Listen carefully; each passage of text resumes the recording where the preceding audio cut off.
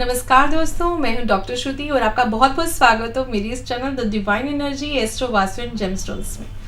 दोस्तों, सबसे पहले तो सभी लोगों को बहुत बहुत हार्दिक शुभकामनाएं नए साल की। भगवान करे आपका ही नया साल सभी का बहुत अच्छा जाए। और आज मैं आपको बताऊंगी कि 10 नंबर का लगन जिनका मकर लगन है और उनका जनवरी का महीना 2024 में कैसा जाने वाला है। लेकिन उससे पहले मेरे चैनल को सब्सक्राइब ज़रूर करें और अगर आपको मेरी वीडियो पसंद आती है तो उसे लाइक एंड शेयर ज़रूर करें। तो चलिए चलते हैं आपके चार्ट की तरफ।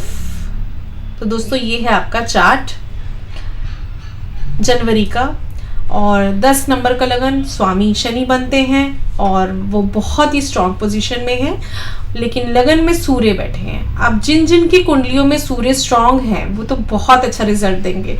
सूर्य और शनि का पुत्र और पिता का रिश्ता होता है। सूर्य जो है वो शनि के पिता हैं और कभी भी खराब नहीं करेंगे। जैसे कि कोई भी पिता है वो अपना पुत्र चाहे जैसे भी हो या कितना ही उनके साथ खराब व्यवहार हो, वो कभी भी अपने बेटे का बुरा नहीं चाहेंगे। वैसे ही सूर्य भी है, आपस में जितनी भी शत्रुता हो लेकिन फिर भी वो जब शनि के घर में बैठते हैं कभी भी प्रॉब्लम्स नहीं देते हैं। बट जिनका सूर्य ऑलरेडी वीक चल रहा है या शनि वीक चल रहा है वहाँ प्रॉब्लम्स दे सकते हैं। तो आप सूर्य का जाप कर सकते हैं और अदरवाइज सूर्य बहुत स्ट्रांग रहेंगे तो आपको बहुत अच्छा लगेगा, बहुत एक तेज आएगा, आप स्पीडली वर्क करेंगे क्योंकि लगन में बैठ गए ना। तो आपको खुद बहुत अच्छा सा ऐसा लगेगा कि बस मैं ये काम ना फटाफट खत्म करूं, मैं बहुत स्पीडली करूं। और इसका बाकी प्लैनेट्स पे भी बहुत प्रभाव पड़ेगा, जैसे बाकी राशियों में बहुत प्रभाव पड़ेगा। सूर्य जब 7th दृष्टि से आपको देखेगा, बिजनेस में बहुत तेजी बना देगा और आपका जो है सूर्य लीडरशिप क्वालिटीज भी देता है। तो आप में एक तरह से लीड करेंगे अपने बिजनेस को बहुत अच्छे से। अगर आपको बहुत स्लो चल रहा था तो आप एकदम से उसको लीड करके बहुत आपके अंदर अपने आप ये ख्याल आएंगे, अच्छा मुझे ये करना चाहिए, मुझे ये करना चाहिए, अच्छा ये तो मैंने किया ही नहीं, अगर मैं ये करूंगा तो बहुत या करूंगी तो बहुत बेटर हो जाएगा मेरा बिजनेस। तो इस तरह की चीजें आपको फेस करेंगे, आप बहुत अच्छा लगेगा आपको ये सब चीजें। और शनि क्योंकि 2nd हाउस में है तो आय तो बढ़ाएगा लेकिन मेहनत भी करनी पड़ेगी आपको, क्योंकि शनि कहता है कि अगर आप मेहनत करते हो, हार्डवर्क करते हो तो मैं बहुत अच्छे से आपको उसका जो रिजल्ट है वो बहुत बढ़िया दूंगा। लेकिन उसके लिए आपको कार्य तो जरूर करना पड़ेगा, बैठे बिठाए पैसा नहीं दूंगा आपको मैं। तो इसलिए वर्क हार्ड करना पड़ेगा सूर्य में, क्योंकि अपने आप हार्डवर्क करने की पावर है, बहुत अच्छे से आप करेंगे। जबकि शनि थोड़ा सा आलस देता है, जब बैठ जाता है लगन में तो आपको बिल्कुल मन नहीं करता, बट सूर्य ऐसा नहीं है। इसलिए आपको घबराने की बिल्कुल जरूरत नहीं है। अगर सूर्य स्ट्रांग है तो आप बहुत अच्छे से काम करेंगे, बेफिक्र होकर काम करेंगे और रिजल्ट तो अच्छा आएगा ही, क्योंकि शनि आपको कहीं ना कहीं रिजल्ट अच्छा देंगे अगर आप हार्डवर्क करोगे। शनि की 3री दृष्टि आपके 4th हाउस में पड़ रही है, जहां गुरु वैसे ही विराजमान है और बहुत अच्छा है क्योंकि गुरु भी बहुत स्ट्रॉन्ग प्लेसमेंट में है। शनि की 3री दृष्टि भी कहीं ना कहीं से घर के बहुत अच्छे चांसेस हैं लेने के, घर के, गाड़ी के।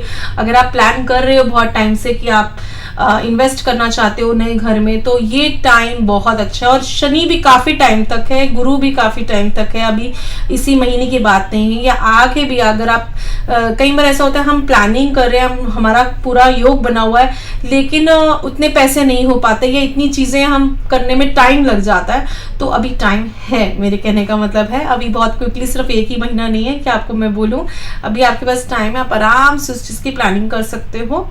बाकी प्लैनेट्स भी फेवर कर रहे हैं, ये भी प्लैनेट्स फेवर कर रहा है।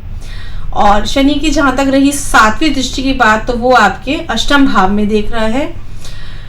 यहाँ पर मैं बोलूंगी कि वाहन बहुत देखने से चलाओ, क्योंकि ये रोग का घर है और यहाँ पर आपको एक्सीडेंट होने के चांसेस रह सकते हैं। हालांकि शनि बहुत स्ट्रांग है लेकिन जहाँ वो दृष्टि देता है वो अच्छी नहीं होती है। तो वाहन चलाते हुए ध्यान रखना है आपको। 8म भाव को स्ट्रांग करने के लिए आप सूर्य और शनि का गेन, क्योंकि ये सूर्य का घर है तो सूर्य को थोड़ा स्ट्रांग कर सकते हो और शनि का भी जाप कर सकते हो, अदरवाइज तो बहुत अच्छा है। और रही बात गुरु की, शनि की 10वीं दृष्टि की, सॉरी, तो 10वीं दृष्टि शनि की पड़ रही है आपके 11वें भाव में। तो 11वें भाव में हालांकि बुध और शुक्र जो है वो अच्छी पोजीशन में नहीं है। बुध और शुक्र ये मंगल की राशि है, वृश्चिक राशि, ये मंगल की राशि है। यहाँ पर बहुत अच्छी प्लेसमेंट नहीं है बुध शुक्र की, लेकिन बुध चले जाएंगे 6 जनवरी के बाद आपके 12th हाउस में, शुक्र भी चले जाएंगे आपके 18 जनवरी के बाद 12th हाउस में।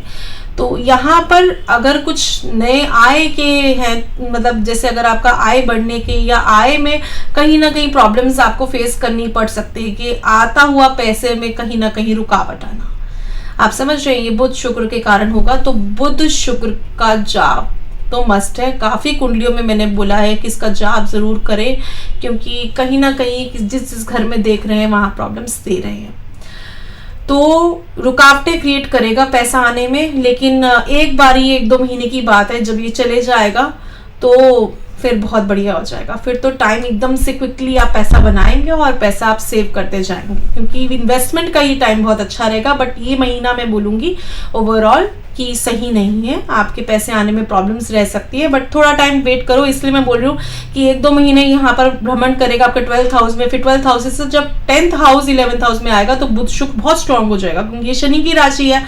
इसलिए जो जातक हैं जो प्रॉब्लम्स फेस कर रहे हैं या कर रहे होंगे आगे आने वाले टाइम पे, तो वो एकदम से घबरा ना जाए कि अरे ये क्या हो गया मेरे साथ, अभी तक तो सब कुछ सही चल रहा था, अब ये प्रॉब्लम्स क्यों फेस करनी पड़ रही है मुझे। तो उसके लिए मैं ये बोलूँगी कि थोड़ा टाइम वेट करें, 2 महीने की बात है, और फिर आप देखना चमत्कार होने वाला है। और इसलिए टेंशन ना लें, बुध शुक्र का जाप जरूर करें। ऐसा होता है कि कई बार थोड़ी बहुत प्रॉब्लम्स होती है, तो आप जाप करने से वो चीज़ रिजॉल्व हो जाएगी वहीं के वहीं। उसके बाद बात आती है शनि के बाद राहु की। राहु आपके 3rd हाउस में है, कहीं ना कहीं छोटे भाई बहनों से थोड़ी प्रॉब्लम्स हो सकती हैं। राहु यहाँ पर बहुत अच्छे भी नहीं है, बहुत बुरे भी नहीं है। नई चीज, नए कार्य को करने में थोड़ी सी बाधक दे सकते हैं। नया स्टार्ट करने में आप अभी थोड़ा सा सही नहीं करेंगे, क्योंकि नवम भाव में भी केतु बैठ गया तो डिटैच करेगा। अगर कुछ कार्य आप स्टार्ट भी करने का सोच रहे थे तो वहीं पर आप कहोगे चलो छोड़ना, अभी नहीं करते, बाद में करते हैं, क्योंकि केतु जो है वो डिटैचमेंट का कारक है, और कहीं ना कहीं वो आपको नई चीज करने से डिटैच कर देगा, दूर कर देगा। लेकिन केतु इस भाव में बहुत ही बढ़िया हो जाता है। अगर आप शिक्षक हैं या टीचर हैं, या आप अपनी ही लिए अगर आप सोचते हैं, तो आपकी सोच को बहुत अच्छा कर लेगा। यहाँ पर डिसीजन पावर आपकी बहुत स्ट्रांग कर देगा केतु।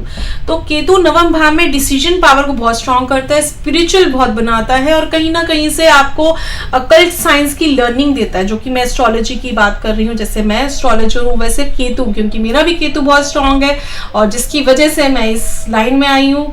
तो ये बोलूंगी कि केतु बहुत ज्यादा चीजों का कारक होता है, कहीं ना कहीं डिटैच करता है, तो कहीं ना कहीं भगवान से अटैच कर जाता है। तो इसलिए आपको वो चीजों की अटैचमेंट फील होगी। गुरु भी लगन में ही, मतलब लगन तो नहीं कहूंगी, लेकिन केंद्र में आ गया ना आपके इन 1, 4, 7 और 8 में, जब 1, 4, 7 और 10 में जब केंद्र में कोई प्लैनेट बैठ जाता है, गुरु और केतु जैसा, तो आपको कहीं ना ये बहुत अच्छी लर्निंग दे देता है और भगवान से बहुत ज़्यादा क्लोज ले आता है। तो आप इस चीज़ को समझेंगे और जानेंगे, आपको बहुत अच्छी लर्निंग मिलेगी, कहीं ना कहीं आपको ऐसा ज्ञान मिलेगा जो आपने सोचा नहीं होगा कि ये क्या है, और वो आपके लिए बहुत फेवरेबल रहेगा आगे आने वाले टाइम के लिए। तो चले चलते हैं आगे। आपको बता दिया 7th दृष्टि से मैंने आपको बता दी है। अब रह गए हैं सारे प्लैनेट्स कवर होंगे। बुध शुक्र मंगल सूर्य जो 12th हाउस में है वो क्या करेंगे। तो मंगल सूर्य बहुत स्ट्रांग बैठे हैं 12th हाउस में, बट बुध शुक्र यहाँ पर थोड़ी प्रॉब्लम्स दे रहे हैं।